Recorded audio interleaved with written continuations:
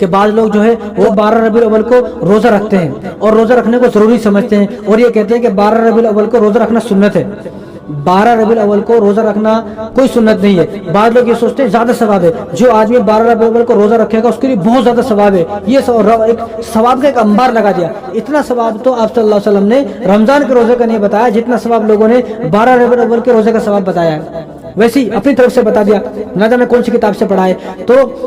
کوئی زیادہ ثواب نہیں ہے۔ آپ صلی اللہ علیہ وسلم جو روزہ رکھتے تھے وہ ہر پیر اور جمعرات کا روزہ رکھتے تھے، اور آپ صلی اللہ علیہ وسلم نے فرمایا کہ میں پیر کے دن پیدا ہوا، میری ولادت پیر کے دن ہے، اس لیے میں روزہ رکھتا ہوں۔ اس لیے حضور صلی اللہ علیہ وسلم کب روزہ رکھتے تھے؟ پیر کے دن روزہ رکھتے تھے۔ اگر کوئی آدمی حضور کی ولادت میں خوشی، حضور کی ولادت کی خوشی میں روزہ رکھنا چاہتا ہے تو جیسا حضور صلی اللہ علیہ وسلم نے پیر کے دن کا روزہ رکھا ویسا پیر کے دن کا روزہ رکھو۔ یعنی آپ صلی اللہ علیہ وسلم تو یہ کہہ رہے ہیں، یہ فرما رہے ہیں کہ میں پیر کے دن کا روزہ رکھتا ہوں، لیکن تم بول رہے ہو نہیں 12 ربیع الاول کا روزہ رکھنا ہے۔ آپ صلی اللہ علیہ وسلم نے پوری زندگی میں کہیں یہ نہیں کہا، پوری زندگی میں 23 سال کے عرصے میں کبھی یہ نہیں کہا کہ 12 ربیع الاول کا روزہ رکھو، کبھی نہیں کہا۔ آپ نے یہ فرمایا کہ میں ہر پیر کا روزہ رکھتا ہوں، اور آپ صلی اللہ علیہ وسلم ہر پیر ہر جمعرات کا روزہ رکھتے تھے، پیر کبھی جمعرات کبھی۔ تو حضور صلی اللہ علیہ وسلم جب پیر اور جمعرات کا روزہ رکھتے تھے تو آپ بھی پیر اور جمعرات کا روزہ رکھ سکتے ہیں، لیکن یہ سوچنا کہ 12 کو رکھنا ہے، 12 کو رکھنا ہے، 12 کا زیادہ ثواب ہے، 12 کا سنت ہے، کوئی سنت نہیں ہے۔ اور جتنے روزے سنت ہیں وہ آپ صلی اللہ علیہ وسلم نے بتا دیے ہیں، جو روزے سنت ہیں وہ آپ صلی اللہ علیہ وسلم نے سارے کے سارے روزے بتا دیے ہیں، جیسے کہ ایام بیس کے روزہ رکھنا سنت ہے، یعنی جو اسلامک مہینہ ہے، اسلامک مہینے کی جو تاریخ آئیں گی 13 تاریخ،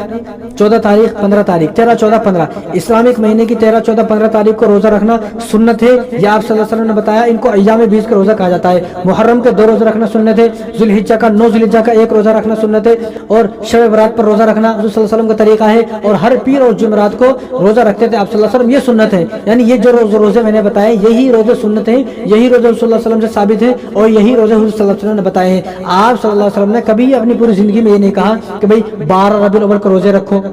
یہ کبھی نہیں کہا۔ اب جو آدمی روزہ رکھتے ہیں وہ نفل سمجھ کے تو رکھ سکتے ہیں، لیکن سنت نہ سمجھیں، ضروری نہ سمجھیں، یا نہ سمجھیں کہ اس کا ثواب زیادہ ہے، کوئی ثواب زیادہ نہیں ہے۔ ثواب اگر آپ کو زیادہ چاہیے تو آپ ایام بیس کے روزے رکھیں۔ ایک بات اور ہے، ایک بات اور سمجھ لیں، وقت زیادہ ہو رہا ہے، ایک بات اور سمجھ لیجیے، آپ صلی اللہ علیہ وسلم نے ایام بیس کے روزے 3 روزے ہر مہینے 3 روزے رکھنا سنت بتایا، چاند کی 13 تاریخ، چاند کی 14 تاریخ، چاند کی 15 تاریخ۔ اگر یہ 12 ربیع الاول کا روزہ ہوتا تو آپ صلی اللہ علیہ وسلم 12 سے شروع کرتے، بھائی 12، 13، 14، 12 سے رکھے، لیکن آپ صلی اللہ علیہ وسلم نے 12 کو ختم کیا اور 13 سے فرمایا کہ 13، 14، چاند کی 13 تاریخ، چاند کی 14 تاریخ، چاند کی 15 تاریخ، ان 3 تاریخوں میں روزہ رکھنا سنت ہے۔ 12 ربیع الاول کو یا کوئی اور سی 12 تاریخ آتی ہے اس کو کوئی سنت نہیں ہے، نفل سمجھ کر آپ رکھ سکتے ہیں، لیکن ضروری نہ سمجھے، ضروری سمجھ کر اور سنت سمجھ کر اور ثواب زیادہ ہے یہ سوچ کر اگر کوئی آدمی 12 تاریخ کو روزہ رکھتا ہے تو وہ آدمی بدعت شروع کر رہا ہے، دین کے اندر نئی چیز شروع کر رہا ہے۔